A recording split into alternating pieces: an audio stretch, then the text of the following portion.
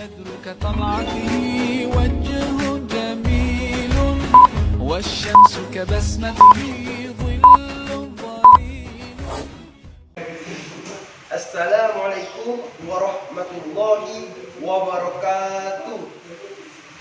Alhamdulillahi rabbil alamin. Assalatu wassalamu ala asyrafil anbiya'i wal mursalin Sayyidina Muhammad wa ala alihi wa sahbihi ajma'in. Amma ba'd.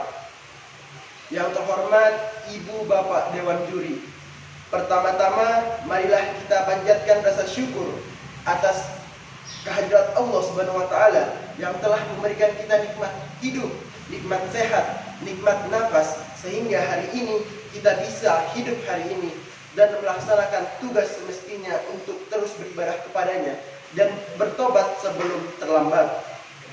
Dan tidak lupa selawat serta salam kita panjatkan kepada Rasulullah SAW, karena berkat beliaulah kita bisa beralih dari zaman jahiliyah ke zaman yang terang benderang ini. Alhamdulillahirabbil alamin. Hari ini perkenalkan, nama saya Nofko Densah, saya dari SMA Negeri 3 Berau. Maka izinkanlah saya bertausiah ceramah dengan judul menerapkan akhlak mulia Rasulullah SAW dalam kehidupan sehari-hari kita sebagai umat Rasulullah SAW. Siapa sih yang tak kenal dengan Rasulullah SAW? Beliau adalah orang yang sangat terkenal di dunia ini.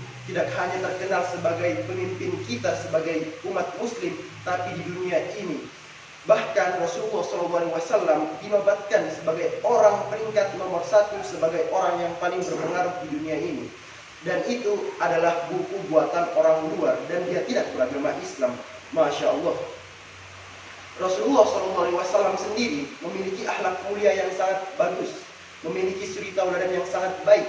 Oleh sebab itu sudah menjadi alasan bagi kita untuk menjadikan Rasulullah SAW sebagai pedoman kita, sebagai idola kita, dan bukan yang lain. Rasulullah SAW memiliki suri tauladan yang baik. Itu sudah dibuktikan dengan salah satu surah Al-Ahzab ayat 21 yang berbunyi, A'udzubillahi minasyaitonirrajim, Bismillahirrahmanirrahim.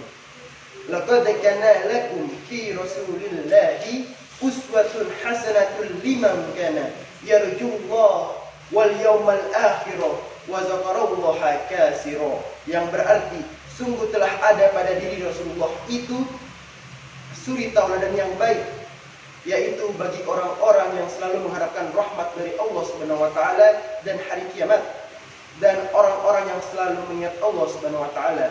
Di surah Al-Ahzab ayat 21 ini sudah diterangkan bahwa Rasulullah SAW memiliki suri tauladan yang baik, sehingga itu sudah menjadi alasan yang sangat kuat bagi kita umatnya untuk terus mengikuti suri tauladan Rasulullah SAW. Bahkan salah satu contoh yang menjadi kenapa Rasulullah SAW harus kita jadikan sebagai panutan adalah Rasulullah SAW itu mendapatkan gelar Al-Amin. Gelar Al-Amin sendiri itu adalah gelar yang berarti dapat dipercaya.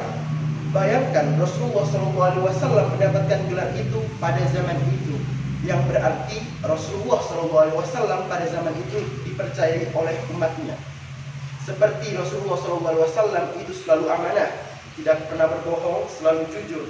Dan salah satu yang contoh lainnya adalah ketika Rasulullah SAW diberikan wahyu dari Jibril, dan dia langsung menyampaikannya kepada umatnya. Itu salah satu bukti bahwa Rasulullah SAW dapat dipercaya. Oleh sebab itu, kita sebagai umatnya, kita juga harus jujur, kita juga harus amanah.